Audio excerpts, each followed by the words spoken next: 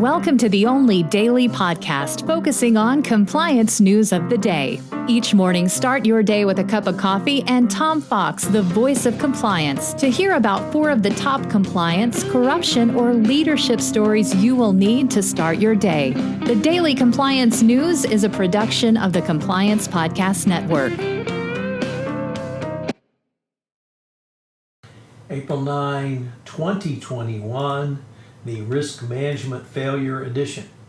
We begin with that story from the Wall Street Journal, and of course it's about Credit Suisse and how it ignored warnings before the Archegos and Greensville imposition. The bank is examining how after years of beefing up its compliance and risk program, it got pushed into risky trades that it could not easily extricate itself from. The bottom line was the bank looked the other way when warning signs for pulling back on lucrative corners of its business arose.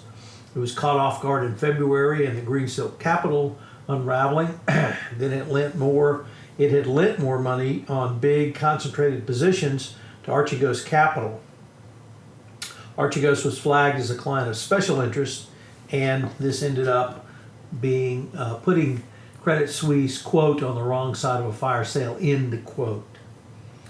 The Credit Suisse chief executive, Thomas Gottstein, said, "We are fully committed to you addressing these situations, and serious lessons will be learned."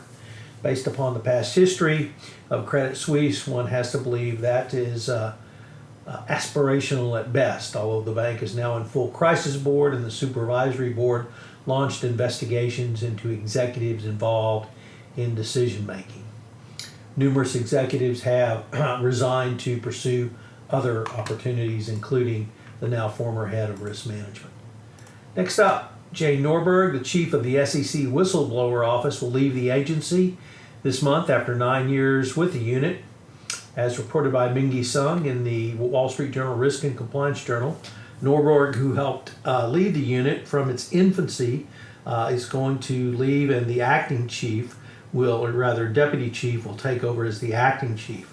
There is no immediate word why she's leaving the SEC or what she will do next. She has been previously a lawyer in private practice. The SEC Office of the Whistleblower has been one of the great government successes coming about from the Dodd-Frank Act of 2010, and has had record-setting amounts paid out literally every year. Next up, also from the Wall Street Journal Risk and Compliance Journal, Mingy Sung reporting again, credit card startup Patel Card has hired Elizabeth Corbett, who once worked as a senior official in the CFPB as its new general counsel and chief compliance officer. The company issues credit cards to people with limited credit histories, and so they're bringing in a CFPB expert to hopefully navigate them to something that will probably look very close to going public. The company issues credit cards by analyzing a person's digital financial record, and an alternative measure of credit worthiness. Corbett brings a diversity of experience, policy, and compliance, said the company, and they are probably very lucky to get her. And finally, in a very interesting story, Nicole Wallace of MSNBC calls Georgia's new voting law racism plus corruption. She speaks in a podcast with Princeton University president, or an interview rather, Eddie Glaude, a former Obama White House press secretary, about this new law, saying that the false claims of fraud sped by Rudy Giuliani were in fact corruption by Giuliani, because he knew they were false at the time he was making them, and that form of corruption has led to this racist law to try to suppress minority voters in the state of Georgia. So very interesting that corruption raises its ugly head in the U.S. voting process. The Daily Compliance News is a production of the Compliance Podcast Network and a proud member of C-Suite Radio.